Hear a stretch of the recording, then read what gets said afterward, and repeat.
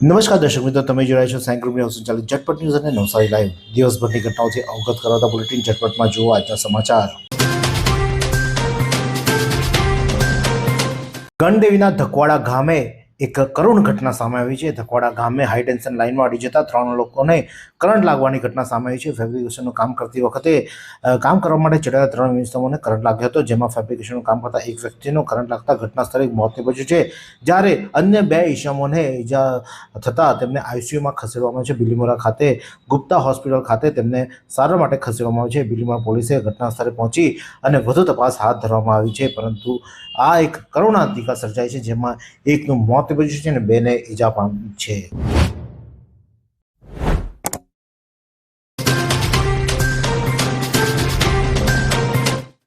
નવસારી એલસીબીનો મોટો સપાટો. પ્રોહિબિશનના ગુનામાં લાંબા સમયથી નાસ્તા ફરતા આરોપી રાહુલ ઉર્ફે જાડિયુને પોલીસે બાતમીના આધારે ઝડપી પાડ્યો છે. આ આરોપી પર અગાઉ ભીલાડ અને ડુંગરી પોલીસ સ્ટેશનમાં પણ 5 જેટલા ગુનાઓ નોંધાયેલા છે. આઈજી પ્રેમવીર સિંહ અને એસપી રાહુલ પટેલના માર્ગદર્શન હેઠળ પોલીસે આ સફળ ઓપરેશન પાર પાડ્યું છે. નવસારી પોલીસ ગુનેગારો સામે કડક કાર્યવાહી માટે કટિબદ્ધ છે.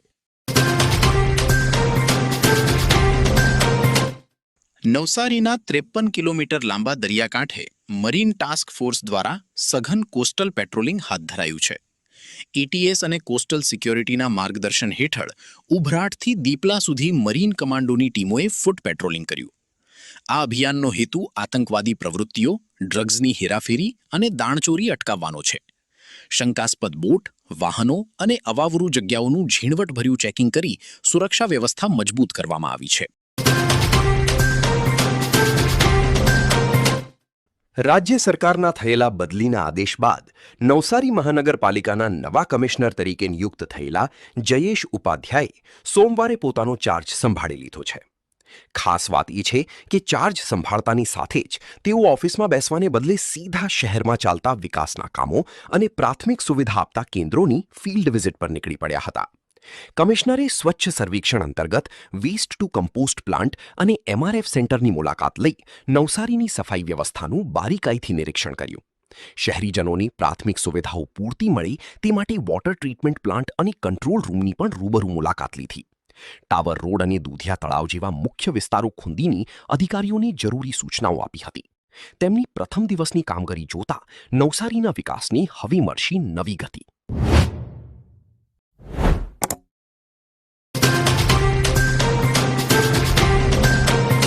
વાંસદાના પીએચસી ભીનાર અને ઉનાઈ ખાતે વિશ્વ ડેન્ગ્યુ દિવસ ઉજવવામાં આવ્યો. વાંસદા તાલુકાના ભીનાર પ્રાથમિક આરોગ્ય કેન્દ્ર, વાંસદા તાલુકા પીએચસી ભીનાર અને ઉનાઈ ખાતે વિશ્વ ડેન્ગ્યુ દિવસની ઉજવણી કરવામાં હતી. આ શિબિરનો મુખ્ય હેતુ લોકોને ડેન્ગ્યુ રોગ વિશે જાગૃત કરવાનો અને ફેલાવાના મચ્છરજન્ય રોગોથી બચવા માટે માહિતી આપવામાં આવી હતી.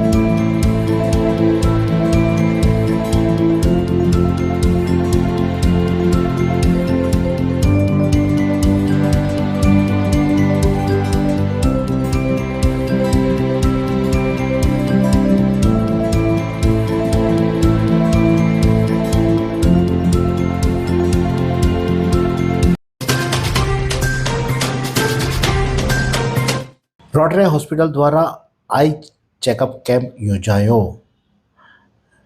માનવ રોગ નિવારણ મંડળ નવસારીના સૌજન્યથી છીયમ સેવા સહકારી મંડળી રોટરી આઈ હોસ્પિટલ દ્વારા જાયન્ટ ગ્રુપ ઓફ મરોલી તરફથી ફ્રી આઈ ચેકઅપ કેમ્પ યોજવામાં આવ્યો હતો, જેમાં છીણમ સેવા સહકારી મંડળીમાં આજે માનવ રોગ નિવારણ મંડળ નવસારીના ઉપક્રમે ખાસ કરીને સ્વર્ગીય રમેશભાઈ વસી અને જાયન્ટ ગ્રુપ મરોડીના માજી પ્રમુખ સ્વર્ગીય ભૂપેન્દ્ર આર વસીના પુણ્યાર્થે રોટરી હોસ્પિટલના સહયોગથી વિનામૂલ્યે આંખની ચકાસણી માટેનો કેમ્પ યોજવામાં આવ્યો હતો, જેમાં 166 વ્યક્તિઓએ ફ્રીમાં આંખની તપાસ કરવામાં આવી હતી.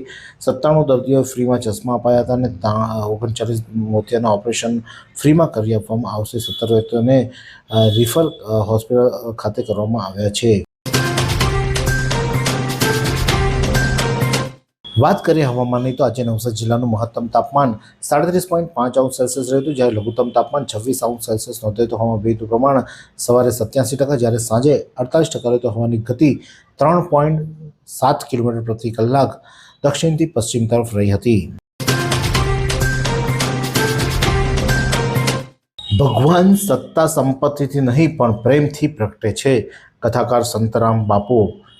શ્રી હનુમાન સેવા ચેરિટેબલ ટ્રસ્ટ દ્વારા નવસારીમાં આયોજિત રામકથાનું આજે ભક્તોને શ્રવણ કરવામાં આવ્યું હતું. પવિત્ર અધિક માસમાં શ્રી રામ મંદિર નવસારીમાં ચાલી રહેલા શ્રી રામકથામાં રામચરિત માનસના કથાકાર પૂજ્ય સંતરામ બાપુ ગોંડલીએ, જેઓ ગીર સોમનાથના છે અને છેલ્લા 3 દિવસથી ભક્તોને શ્રવણ કરાવી રહ્યા છે, ત્યારે બાપુએ કથા આજની રત્નકનિકા સુખ કાયમ રહેતું નથી, દુઃખ પણ શાશ્વત રહેતું નથી. ભગવાન સર્વત્ર છે, સર્વવ્યાપક છે. ભગવાન સત્તા સંપત્તિથી નહીં પણ પ્રેમથી પ્રગટે છે. પ્રકૃતિનું જતન કરવું એ જ પ્રકૃતિની પૂજા છે. આ ભગવત કથામાં લોકો મોટી સંખ્યામાં ઉમટી પડ્યા છે.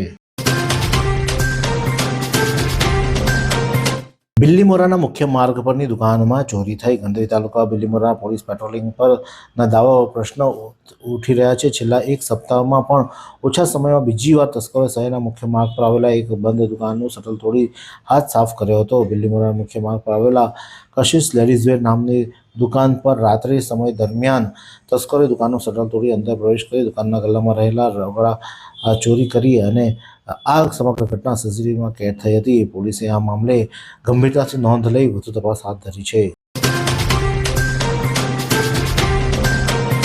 પ્રગતિના પ્રવેશોત્સવ સાથે શાળા બહારના બાળકોના પુનઃ પ્રવેશોત્સવ અભિયાનને સફળ બનાવવો. નવસારી કલેક્ટર મનીષ ગુરવાનીના માર્ગદર્શન હેઠળ બેઠક યોજાઈ. ભારત સરકારના નવી શિક્ષણ નીતિ NEP 2020 અંતર્ગત 2030 સુધી પૂર્વ પ્રાથમિકથી ઉચ્ચતર માધ્યમિક સ્તર સુધી કુલ નોંધણી ગુણોત્તર 100% સુધી પહોંચાડવાનો મહત્વાકાંક્ષી લક્ષ્યાંક નિર્ધાર કરવામાં આવ્યો છે. આ લક્ષ્યાંક હાંસલ કરવા માટે રાજ્ય સરકાર તથા શિક્ષણ વિભાગ દ્વારા પ્રગતિનો પ્રવેશોત્સવ તેમજ શાળા બહારના બાળકો માટે પુનઃ પ્રવેશોત્સવ અભિયાન હાથ ધરવામાં આવ્યું છે. આ અંતર્ગત જિલ્લા કલેક્ટર મનીષ ગુરવાની અધ્યક્ષતા હેઠળ જિલ્લા કક્ષાના સંબંધિત અધિકારીઓ સાથે મહત્વપૂર્ણ બેઠક યોજાઈ હતી. એવી કઈ હોસ્પિટલ છે જ્યાં કેન્સર માટે સર્જરીની સેવા હોય, કીમોથેરાપીની સારવાર હોય, રેડિયેશનની સારવાર હોય, પીટી સીટી સ્કેન હોય, કેન્સરની પેથોલોજી હોય, મેમોગ્રાફી હોય, એટલે કે બધું જ. હા, બધી જ સારવાર એક જ હોસ્પિટલમાં હોય. તે છે નવસારી નિરાલી કેન્સર હોસ્પિટલ.